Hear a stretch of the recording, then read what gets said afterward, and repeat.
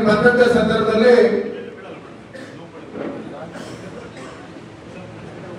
ನಿಮ್ಮಲ್ಲಿರ್ತಕ್ಕಂಥ ಹುಮ್ಮಸ್ಸಿನೆಲ್ಲ ನೋಡಿದಂತ ಸಂದರ್ಭದಲ್ಲಿ ಈ ಭಾಗದಲ್ಲಿ ಅತಿ ಹೆಚ್ಚು ತಲೆ ಹೊತ್ತ ರೈತ ಮಹಿಳೆಗೆ ಓಟ್ ಬರುತ್ತೆ ಅನ್ನೋ ಲೆಕ್ಕಾಚಾರದಲ್ಲಿ ಕನ್ಫರ್ಮ್ ಆಯ್ತು. ಮಧ್ಯದಲ್ಲಿ ಈ ಭಾಗದಲ್ಲಿ ರಮೇಶ್ ಬಾಬು ಅವರಿಗೆ ಹೆಚ್ಚಿಗೆ ಓಟ್ ಹಾಕಿ ಬರ್ತಾ ಇದ್ರು. MLA ಎಲೆಕ್ಷನ್ ನಲ್ಲಿ 3,000 ಓಟ್ ನಲ್ಲಿ ಸೋತದ್ರು. ನಿಮಗೆ ಗೊತ್ತಿರಲಿಲ್ಲ ಅವರು MP ಆಗೋತಾರೆ ಅಂತ. ಅಜಯ್ ಅವರು ಕಾರಲ್ಲಿ ಹೇಳ್ತಾವ್ರೆ, ಅವ್ರ ಅನ್ಸೋದಿಗೆ ಈಗ MP ಆಗ್ತಾರೆ ಸುಮ್ಮನೆ. ಅದಕ್ಕೋಸ್ಕರ ಕಳೆದ ಬಾರಿ ನಾವು ಗೆಲ್ತೀರಿ ಅಂತ ಹೇಳ್ಬಿಟ್ಟು ಮೈ ಮಾಡ್ತಿದ್ರು ನೀವೆಲ್ಲ. ಅದರಿಂದನೇ ಈ ಭ್ರಷ್ಟ ಶಾಸಕರು ಮತ್ತೆ ಇಲ್ಲಿ ಬಂಗಾರಪೇಟೆಯಲ್ಲಿ ಶಾಸಕರು ಕಾಮಾರ್ಬಿಟ್ಟು ಆತರ ಕಾಮಾರ್ಬಿಟ್ಟು ಎಷ್ಟು ಓಟ್ ಬಂದಿದ್ದು ಜಾಸ್ತಿ ಬಂದ್ಬಿಡ್ಲಿ. ನಾವು ಓಟ್ ಕೇಳಕ್ಕೆ 1,000 ಕಾರಣಗಳಿದೆ. ಕಾಂಗ್ರೆಸ್ ಹತ್ರ ಓಟ್ ಕೇಳಕ್ಕೆ ಒಂದೇ ಒಂದು ಕಾರಣನೂ ಇಲ್ಲ ಅವ್ರ ಹತ್ರ. ಯಾಕಂದ್ರೆ ಕಳೆದ 10 ತಿಂಗಳಿಂದ ಭ್ರಷ್ಟಾಚಾರದಲ್ಲಿ ಮುಳುಗಿರ್ತಕ್ಕಂಥ ಈ ಕಾಂಗ್ರೆಸ್ ಪಾರ್ಟಿ ಕೋಲಾರ ಜಿಲ್ಲೆಯಲ್ಲ ಇಡೀ ಕರ್ನಾಟಕಕ್ಕೆ ಕಾಂಗ್ರೆಸ್ ಬಂದ್ರೆ ಶಾಪ ಅಂತ ಹೇಳಿ ಇವತ್ತೇನು ಬರಗಾಲ ಬಂದಿದೆ ಅದೇ ದೊಡ್ಡ ಉದಾಹರಣೆ. ಯಡಿಯೂರಪ್ಪನವರು ಎಲ್ಲರೂ ಇದ್ದಾಗ ಯಾವಾಗ ನೋಡಿದ್ರೆ ನೇರಾವಳಿ ಮಳೆ ಜಾಸ್ತಿ ಆಗಿ ಕೆರೆಗಳು ತುಂಬ ಇತ್ತು. ನೀವೆಲ್ಲ ಓಟ್ ಹಾಕಿ ನಾನು ಗೆಲ್ಸಿದ್ದಾದ್ಮೇಲೆ 2,600 ಕೆರೆಗಳು ತುಂಬ ಇತ್ತು. 40 ವರ್ಷ ಆದ್ಮೇಲೆ ಯಾವ ನೋಡಿರೋದು ನೀವು 1,000 ಅಡಿಗೆ ಬೋರ್ಗೆ 500 ಅಡಿಗೆ ಇಟ್ಬಿಟ್ರಿ ಮೇಲೆ ಇನ್ನೊಂದರ ಬಿಡ ನಾನು ಲೆಕ್ಕಾಚಾರಕ್ಕೋಸ್ಕರ. ಅದಕ್ಕೋಸ್ಕರ ನಾನು ಹೇಳೋದು ಇಷ್ಟೇ ನಿಮಗೆ, ನಾವು ಇಲ್ಲಿ ಬಂದಿರ್ತಕ್ಕಂಥವ್ರು ಎಲ್ಲ ಮುಖಂಡರುಗಳೇ. ಗ್ರಾಮಗಳಲ್ಲಿ ಗ್ರಾಮ ಪಂಚಾಯತಿ ಮೆಂಬರ್ಗಳನ್ನ ಗೆಲ್ಸಿರ್ತಕ್ಕಂಥವ್ರು, ತಾಲೂಕ್ ಪಂಚಾಯತಿ ಮೆಂಬರ್ಗಳನ್ನ ಗೆಲ್ಸಿರ್ತಕ್ಕಂಥವ್ರು, ಜಿಲ್ಲಾ ಪಂಚಾಯತಿ ಮೆಂಬರ್ಗಳನ್ನ ಗೆಲ್ಸಿರ್ತಕ್ಕಂಥವ್ರು, MLA ಮಾಡಿರ್ತಕ್ಕಂಥವ್ರು, MP ಮಾಡಿರ್ತಕ್ಕಂಥವ್ರು, MLC ಮಾಡಿರ್ತಕ್ಕಂಥವ್ರು, KMF ಡೈರೆಕ್ಟರ್ ಮಾಡಿರ್ತಕ್ಕಂಥವ್ರು, ನೀವೆಲ್ಲ ಕೀ ವೋಟರ್ಸ್. ನೀವೆಲ್ಲ ಇಲ್ಲ ಅಂದ್ರೆ ನಾವು ಯಾರು ಇಲ್ಲಿ ವೇದಿಕೆ ಮೇಲೆ ಇರ್ತಕ್ಕಂಥವ್ರು ಇಲ್ಲವೇ ಇಲ್ಲ. ಆಗಿರ್ತಕ್ಕಂಥ ಸಂದರ್ಭದಲ್ಲಿ ಮಲ್ಲೇಶ್ ಬಾಬಣ್ಣು 8 ತಾಲೂಕು ಇದೆ ಅವ್ರು ಓಡಾಡಕ್ಕೆ. ತುಂಬಾ ದೊಡ್ಡದಾಗಿರೋದ್ರಿಂದ ತಾಲೂಕು 8 ತಾಲೂಕಲ್ಲಿ ನಮ್ಮೂರಿಗೆ ಬಂದಿಲ್ಲ, ನಮ್ಮ ಪಂಚಾಯತಿಗೆ ಬಂದಿಲ್ಲ ಅನ್ನೋ ಲೆಕ್ಕಾಚಾರದಲ್ಲಿ ಹೇಳಕೋಬೇಡಿ. ಅಶೋಕ್ ಅವರು ಕುಮಾರಸ್ವಾಮಿ ಅವರೇ ಅಭ್ಯರ್ಥಿ ಅನ್ನೋ ಲೆಕ್ಕಾಚಾರದಲ್ಲಿ ತಿಳ್ಕೊಂಡು ಕಳೆದ ಬಾರಿ ಓಟ್ ಹಾಕಕ್ಕೆ ಹೋದ್ರಲ್ಲಿ 2,10,000 ಓಟ್ ಲೀಡ್ ಕೊಟ್ಟಿದ್ರು. ಹೋಗಲ್ಲ ಹೂಡ್ತಾ ಇದ್ರಿ. ಈ ಸರಿ ಹೂಡ್ಕೂಡ್ದು ತೆನೆ ಒಟ್ಟ ರೈತ ಮಹಿಳೆಗೆ ಹುಡ್ಬೇಕು. ಮನೇಲಿ ಅಮ್ಮನ್ ಕೇಳ್ಬೇಕು, ಅಕ್ಕನ್ ಕೇಳ್ಬೇಕು, ಮಕ್ಕಳು ಕೇಳ್ಬೇಕು. ಹೋದ್ಸರಿ ನೀವು JDS ಅವರು, ಕಾಂಗ್ರೆಸ್ ಅವರು, BJP ಅವರೆಲ್ಲ ಓಟ್ ಹಾಕಿದ್ರೆ ನರೇಂದ್ರ ಮೋದಿ ಅವರು 2ನೇ ಬಾರಿ ಪ್ರಧಾನಮಂತ್ರಿ ಆಗಿರ್ತಕ್ಕಂಥದ್ದು. ಈ ಬಾರಿ 3ನೇ ಬಾರಿ ಪ್ರಧಾನಮಂತ್ರಿ ಆಗಬೇಕು. ಈ ಭ್ರಷ್ಟ ಕಾಂಗ್ರೆಸ್ ನಮ್ಮ ಸರ್ಕಾರ ಕೇಂದ್ರದಲ್ಲಿ 3ನೇ ಸರಿ ಬಂದ ತಕ್ಷಣ ನನ್ಗೆ ಗೊತ್ತಿದ್ದಂಗೆ ಕಾಂಗ್ರೆಸ್ ಸರ್ಕಾರ ಅದಾದ್ಮೇಲೆ ಒಂದೇ ಸರ್ಕಾರ ಬರುತ್ತೆ. ಅದಕ್ಕೋಸ್ಕರ ನಾವೆಲ್ಲ ಅತಿ ಹೆಚ್ಚಿನ ಓಟ್ಗಳನ್ನ ಹಾಕ್ಸ್ಬೇಕು. ನಾವೆಲ್ಲ ಇವತ್ತು ಈಗಾಗಲೇ ನೋಡಿದ್ರಿ ಕೋಲಾರಲ್ಲಿ ಮನೆ ಒಂದು 3 ಬಾಗ್ಲಾಗಿದೆ. ಒಂದು KGF ಅವ್ರ ಬಾಗ್ಲು, ಇನ್ನೊಂದು ರಮೇಶ್ ಕುಮಾರ್ ಅವ್ರ ಒಂದು ಬಾಗ್ಲು, ಇನ್ನೊಂದು ಸಿದ್ದರಾಮಯ್ಯ ಕಳಿಸಿರ್ತಕ್ಕಂಥ ಗೌತಮ್ ಒಂದು ಬಾಗ್ಲು. ಹಾಗಾಗಿ ಆ ಗೌತಮ್ ಎಲ್ಲ ಆಂಧ್ರ ಕಿತ್ತೂರು ಕಡೆಯಿಂದ ಬಂದಿರೋದು. ಲೋಕಲ್ ಅಲ್ಲ, ಮಲ್ಲೇಶ್ ಬಾಬು ಲೋಕಲ್. ಮಂಗಮ್ಮ ಮುನ್ಸಾಮಿ ಜಿಲ್ಲಾ ಪಂಚಾಯತಿ ಅಧ್ಯಕ್ಷರಾಗಿದ್ರು, ಮುನ್ಸಾಮಣ್ಣರು IAS ಅಧಿಕಾರಿ ಆಗಿದ್ರು. ನಮ್ಮ ಮೈಸೂರು ಸ್ಟ್ಯಾಂಡ್ ಇದರಲ್ಲಿ ಬೆಂಗಲ್ ಲ್ಯಾಂಡ್ಸ್ ಅಲ್ಲಿ ಅಧಿಕಾರಿಯಾಗಿದ್ರು. ಎಷ್ಟೋ ಜನಕ್ಕೆ ಕೆಲಸ ಕೊಟ್ಟಿದ್ರಲ್ಲಿ KMF ಡೈರಿ ಬರೋದಕ್ಕೆ ಕಾರಣದಲ್ಲಿ ನಮ್ಮ ಮುನ್ಸಾಮಣ್ಣರು ಒಂದು ಕಾರಣ.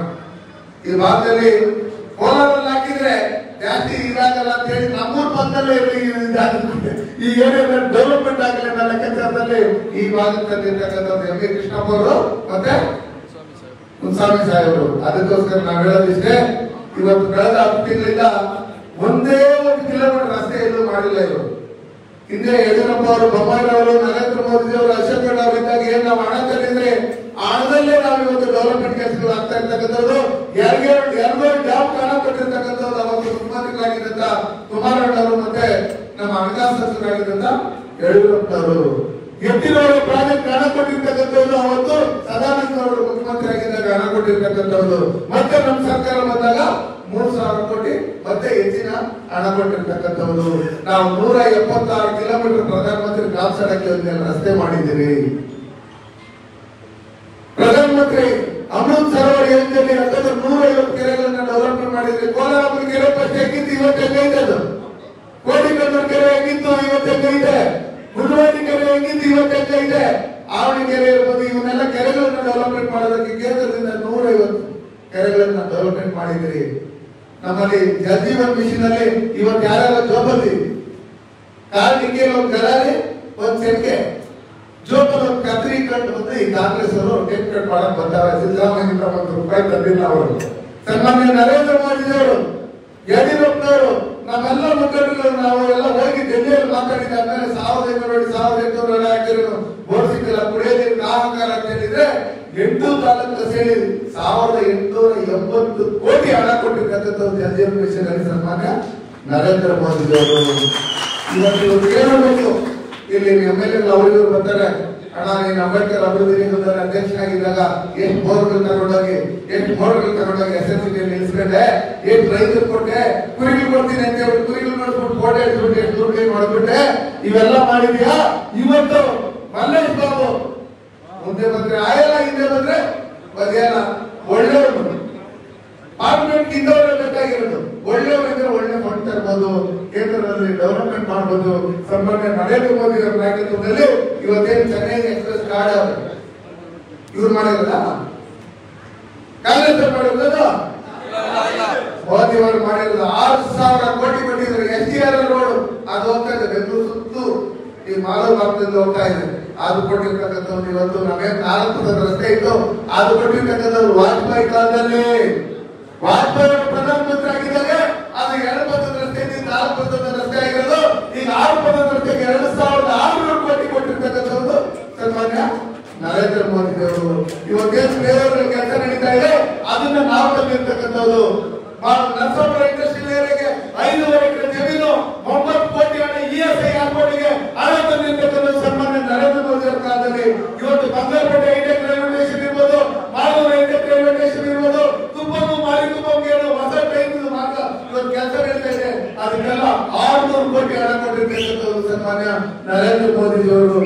ಇವತ್ತು ಶೌಚಾಲಯಗಳನ್ನ ಪಂಚಾಯತ್ ಕೊಟ್ಟಿರ್ತಕ್ಕಂಥ ಸನ್ಮಾನ್ಯ ನರೇಂದ್ರ ಮೋದಿ ಅವರು. ಕಸ ವಿಲೇವಾರಿಗೆ ಕೊಟ್ಟಿರ್ತಕ್ಕಂಥ ಸನ್ಮಾನ್ಯ ನರೇಂದ್ರ ಮೋದಿ ಅವರು. ಇವತ್ತು ಗರೀಬ್ ಅನ್ನವಾಗಿ ಅಕ್ಕಿ ಕೊಡ್ತಾ ಇರ್ತಕ್ಕಂಥ ಸನ್ಮಾನ್ಯ ನರೇಂದ್ರ ಮೋದಿ ಅವರು. ಆಯುಷ್ಮಾನ್ ಭಾರತ್ ಕಾರ್ಡ್ ಕೊಟ್ಟಿರ್ತಕ್ಕಂಥ ಸನ್ಮಾನ್ಯ ನರೇಂದ್ರ ಮೋದಿ ಅವರು. ಸಿದ್ದರಾಮಯ್ಯ ಬದುಕಿರೋದ್ರೆ ಕಾರಣ ಅದಕ್ಕೆ ಸನ್ಮಾನ್ಯ ನರೇಂದ್ರ ಮೋದಿ ಅವರು ಕೊಟ್ಟಿರ್ತಕ್ಕಂಥ ಕರೋನಾ ವ್ಯಾಕ್ಸಿನ್ ಇಂದಾನೆ ಇವತ್ತು ಬದುಕಿರೋದು. ಅದಕ್ಕೋಸ್ಕರ ನಾನು ಹೇಳೋದು ಇಷ್ಟೇ, ನೀವೆಲ್ಲ ನಮ್ಮ ಸೈನಿಕರು, ಇವೆಲ್ಲ ಮುಖಂಡರುಗಳು ಪ್ರತಿ ಗ್ರಾಮದಲ್ಲೂ ಹೋಗಿ ನಾನೇ ಅಭ್ಯರ್ಥಿ ಅಂತ ಹೇಳಿ ಜಗವಂತ ರೈತ ಮೇಳಿಗೆ ಓಟ್ ಹಾಕ್ಬೇಕು ಅಂತ ಹೇಳಿ ಮನೆ ಹತ್ರ 3 ಸಲ 4 ಸಲ 5 ಸಲ ಹೋಗಿ ಕೇಳ್ಕೊಂಡು ಅವ್ರನ್ನ ಕರ್ಕೊಂಡೋಗಿ ಬೆಳಗ್ಗೆ 6 ಗಂಟೆಯಲ್ಲಿ ಕರ್ಕೊಂಡೋಗಿ ಓಟ್ ಹಾಕ್ಸಿ 2 ಗಂಟೆಗೆಲ್ಲ ಇವೆಲ್ಲ ಓಟ್ ಹಾಕ್ಸಿ ಇಲ್ಲಿ ಕೆಲವರು ಅರ್ಥಕ್ಕೆಲ್ಲ ನಮ್ಮ ಜೊತೆಲಿ ಅವರೇ ಮುಸ್ಲಿಮ್ಸ್ ಅವರು, ಕೆಲವರು ಈ ಟೌನ್ ಅಲ್ಲಿ ಇರ್ತಕ್ಕಂಥವ್ರು ಬುಕ್ಕೆ ಹಾಕ್ತಾರೆ, ಮಕ್ಕಳು ಸಲ ಹೋಗಲ್ಲ ಓಟ್ ಹಾಕ್ತಾರೆ, ಆಗ್ದವ್ರು ಹಾಕ್ತಾ ಇರ್ತಾರೆ. ಮಧ್ಯಾಹ್ನ ಮೇಲೆ ಬೆಂಗಳೂರಲ್ಲಿ ಬಂದು ಹಾಕ್ಬಿಟ್ಟು ಬಂದು ತಿರ್ಗಾ ಇಲ್ಲಿ ಹಾಕ್ತಾರೆ, ರಾತ್ರಿ 10 ಗಂಟೆವರೆಗೂ ಹಾಕ್ತಾ ಇರ್ತಾರೆ.